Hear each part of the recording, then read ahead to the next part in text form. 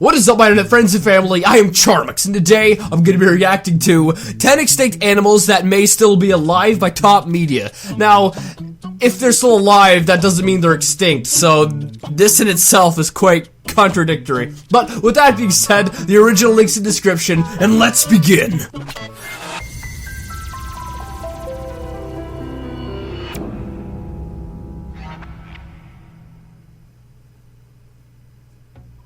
Found in the Yangtze River, the bargee were dolphins. Not onion bargees, these are different, they're dolphins. They were dolphins that were drove to extinction due to the construction of the Three Gorges Dam and the increased boat traffic that came with that. That looks really odd. Bargee, it's actually bargee, not bargee. I couldn't resist an onion bargee joke. Were declared extinct in 2006. However, just 1 year later, a sighting was reported and a team of scholars confirmed that sadly though, that's only been the report of a sighting that we've had since. Where are the bargee dolphins? A huge expansion spanning over 3,500 kilometers failed to find the creature. Due to its length though, a bargee could still yet be seen in the future. Oh, bargee the dolphin, where could you be?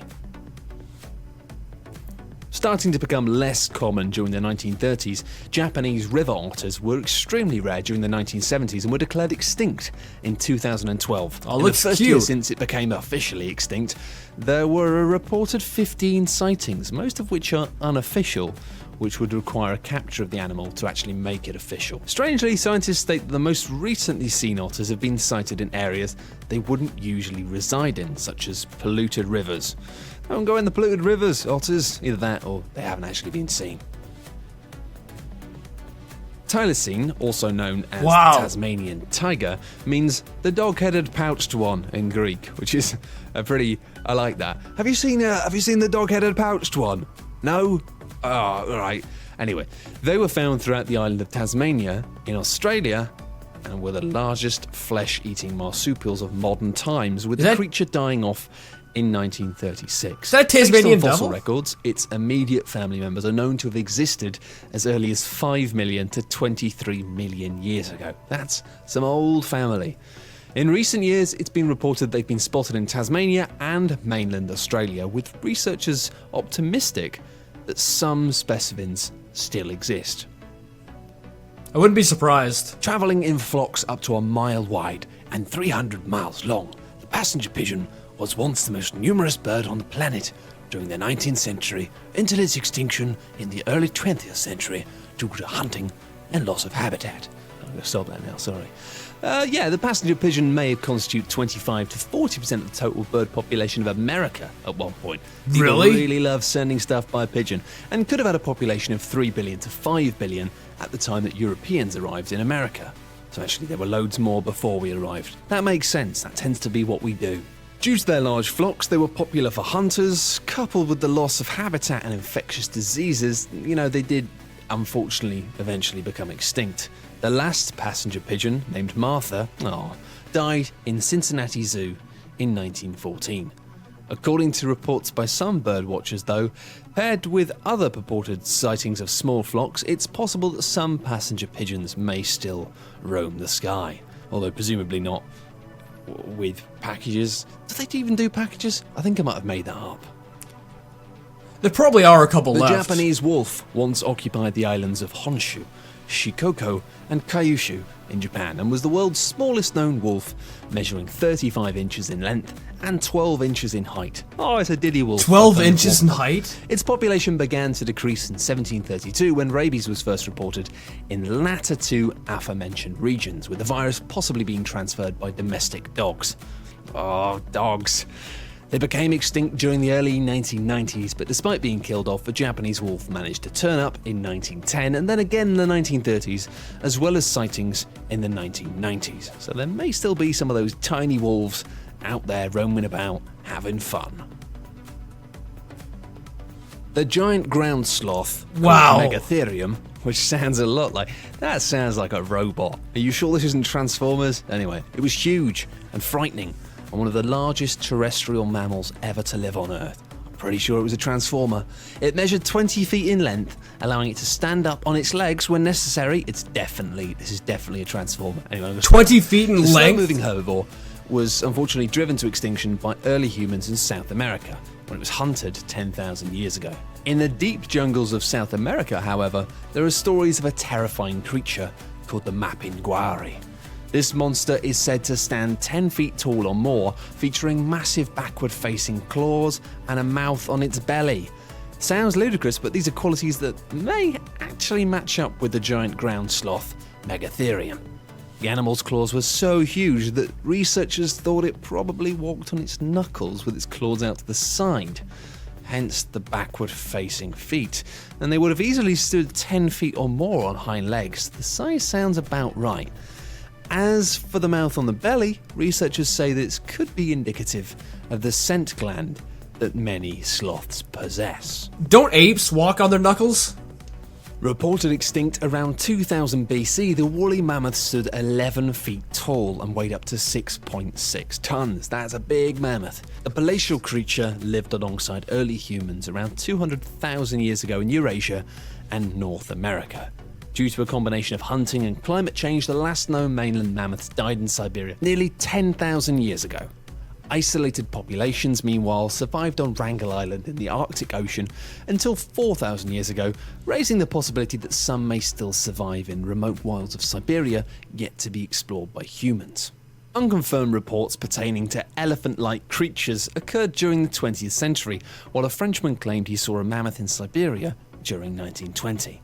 To add further credence to its possible existence, as late as 1948, frozen mammoths were discovered with meat still fresh. They found one like a couple years ago, I remember that. Extinct roughly 65 million years ago, Mokele mbembe is a large, long-necked, long-tailed reptile. The legendary creature is said to live deep in the Congo River basin of Central Africa and is thought to be, by some, a sauropod dinosaur. This is a Pokemon, isn't it? I think it's a Pokemon. While reports have been circulating for the past 2 decades, skeptics point out that no photograph or physical evidence has yet to be found. However, William Gibbons, an explorer, conducted expeditions deep into the Congo and was told that pygmies, a local tribe located near Lake Tele, ended up killing one of the Mokele mbembes in 1959. The tribe fished daily in the lake channels where the creature used to roam around in search of vegetation, but after seeing it attempting to break through their barrier, the pygmies speared one of them to death, and after which took days to cut it into several pieces. The tribe described the creature as bigger than a forest elephant with long neck and small lizard-like head, which was decorated with a comb-like frill. It had a long, flexible tail, a smooth, reddish-brown skin, and 4 stubby but powerful legs with clawed toes. It's a shame you didn't kill it, otherwise you wouldn't have had to tell us what it looked like. Pliosaurs were marine reptiles that lived during the time of the dinosaurs. There were several different types, all shapes and sizes, whichever kind of dinosaur you fancy. The ones we're most familiar with are the long-necked, big-bodied animals with flippers. And pliosaurs mostly ate fish, but some of the bigger ones would have dined on larger aquatic animals and may have even gulped down a dinosaur from the shore now and then. You know, you got to treat yourself. It's widely accepted that the same mass extinction event that wiped out the dinosaurs did in the large marine reptiles as well, about 65 million years ago. However, pliosaurs may still be with us.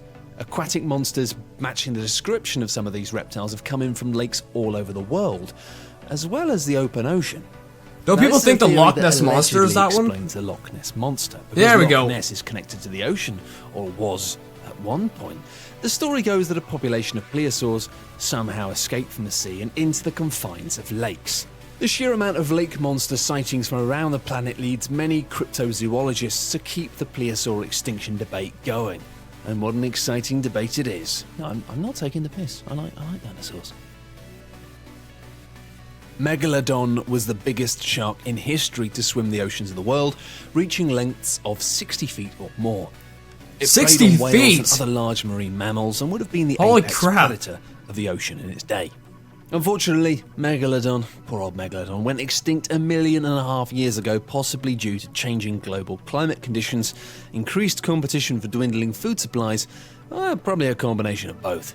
There's still a small amount of hope from some, though, that it's still alive. There have been reports of monster sharks, bigger than the ones we've currently been aware of. In recent times, anglers have reported possible Megalodon encounters in the Sea of Cortez and other areas where the ocean is extremely deep and hard to explore. One piece of tangible evidence is the Megalodon tooth that appeared on the Mariana Trench in 1875. When it's a long time carbon dated, ago. They seem to be as young as 10,000 years, far shorter than the million years plus that they originally thought of as being when the last Megalodon lived. And given the fact that 90% of the world's oceans are unexplored, the creature may very well be roaming below the waves, along with God knows what else. Come on, we've got to find all these exciting fish. Let's go. Alright guys, hope you liked this video. This is very interesting, and I would not be surprised if a portion of these creatures still existed today. Like the Megalodon, I'm not sure about because it's so huge, like 60 feet long. That's insane. Do you know how much food it would have to eat to live? It would, like, literally, it would consume the ocean, basically. And if there's multiple ones to keep it going, because you have to have multiple ones for it to reproduce, the ocean would be, like, it would have very few creatures in it because of the Megalodon. But with that being said, I hope you guys liked this video. If you did, give it a thumbs up, pause and share it with a friend. If you're new, subscribe and join the family today. And with that being said, I'll see you guys next time.